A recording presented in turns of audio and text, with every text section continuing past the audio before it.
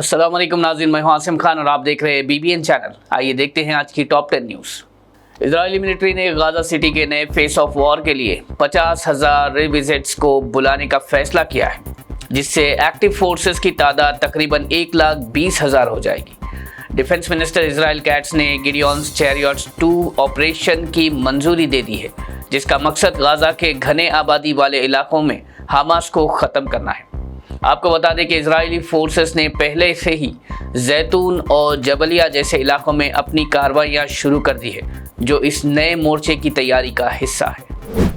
अमेरिकी सदर Donald Trump ने वाज़े कहा है कि अमेरिका यूक्रेन में अपनी फ़ौज कभी नहीं भेजेगा।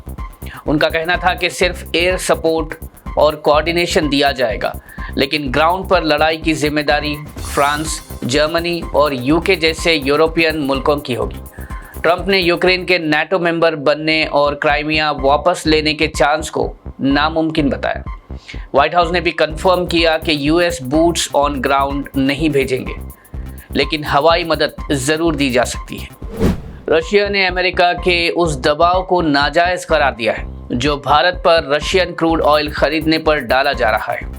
मॉस्को के deputy chief of mission Roman ने वाज़े किया कि एनर्जी कॉरपोरेशन दोनों मुल्कों के दरमियान मजबूत है और किसी भी बाहरी प्रेशर से नहीं रुकेगा। उनका कहना था कि रशिया ने एक ख़ास मैकेनिज़्म तैयार किया है जिससे भारत तक तेल की सप्लाई जारी रहेगी। दूसरी तरफ भारत ने भी वाज़े किया है कि उसकी एनर्जी पॉलिसी सिर्फ कौमी मुफाद पर मबनी है। एनडीए के वाइस प्रेसिडेंट के उम्मीदवार और महाराष्ट्र के गवर्नर सीपी राधाकृष्णन ने अपना नॉमिनेशन फाइल कर दिया है।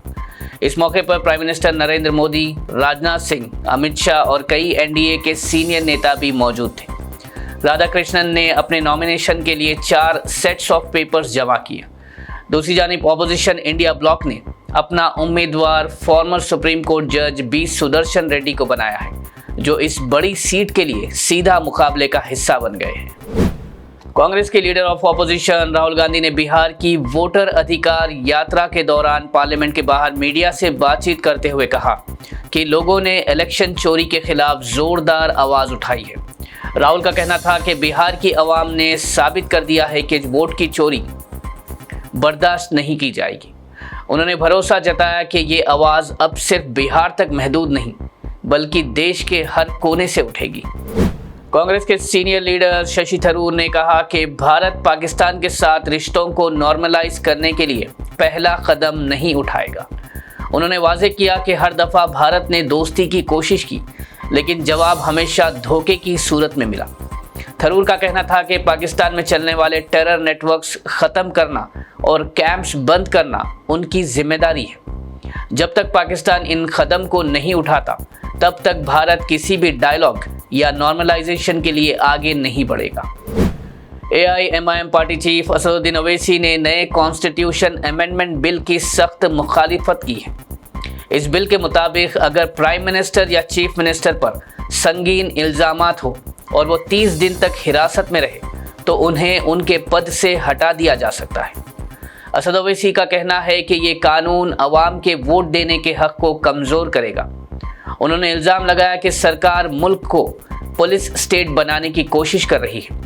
असद ओवैसी ने मज़ीद कहा कि इस बिल के ज़रिए एजेंसीज़ को इतनी ताकत मिल जाएगी कि वो जज और सज़ा देने वाले दोनों बन जाएंगे। केटीआर ने कांग्रेस सरकार पर शदीद तनकीद करते हुए कहा कि तेलंगाना को सर्कस बना दिया गया है। केटीआर ने कहा कि हैदराबाद में TGS PDCL ने बिना किसी नोटिस के इंटरनेट केबल्स काट दिए, जिससे कामकाज और रोज़मर्रा ज़िंदगी में अफरा तफरी मच गई। उन्होंने कहा अगर केबल्स का मसला है तो एक प्रॉपर प्रोसेस होना चाहिए था, लेकिन ये बेखबर हुकूमत बिना सोचे समझे एक्शंस लेती है। उन्होंने कहा कि हैदराबाद जैसा IT हब पूरे मुल्क में अपनी कनेक्टिविटी के लिए मशहूर है और ऐसे गैर जिम्मेदाराना कदम से न सिर्फ कंपनीज और एम्प्लॉयज़ नुकसान उठाते हैं, बल्कि तेलंगाना की शोहरत भी खतरे में पड़ती है। गणेश चतुर्थी के हवाले से हैदराबाद में हिफाजती इंतज़ाम को लेकर TGS PDCL के CMD मुशर्रफ फारूकी ने पंडाल ऑर्गेनाइजर्स को हिदायत दी है कि वो केबल वायरिंग का ख़ास तौर पर ख्याल रखें। मुशर्रफ फारूकी ने कहा कि ख़तरनाक ओवरहेड वायर्स को AB केबल से रिप्लेस करने का काम शुरू है और हैंगिंग वायर्स हटाने की ड्राइव भी चल रही है। उन्होंने अवाम और ऑर्गेनाइजर्स को स्ट्रिक्टली एडवाइस दिया कि आइडल की हाइट के मुताबिक रूट फिक्स करें और बिजली की तारों से कम 2 फीट की दूरी बनाए रखें। हैदराबाद में लगातार बारिश के बाद शहर के रिजर्वायर्स पूरे भर चुके हैं और वाटर शॉर्टेज का कोई खतरा अब सामने नहीं। HMW-SSB ऑफिशियल्स ने कहा कि उस्मान सागर, हिमायत सागर, सिंगूर, मंजीरा, कृष्णा और गोदावरी बेस्ड पानी के सोर्सेस हेल्दी लेवल्स पर तक है। अथॉरिटीज़ का कहना है कि अब अगले समर तक शहर के 12 लाख से ज़्यादा लोगों को अनइंटरप्टेड पानी की सप्लाई दी जा सकेगी। इस डेवलपमेंट को हैदराबाद के लिए एक बड़ी राहत का सिग्नल माना जा रहा है, खासकर उन इलाकों में जहां हर साल समर में पानी की कमी होती है। नाज़रीन, ये थी आज की टॉप 10 न्यूज़। देखते रहिए BBN चैनल। मुझे दीजिए इजाज़त। अल्लाह हाफिज़।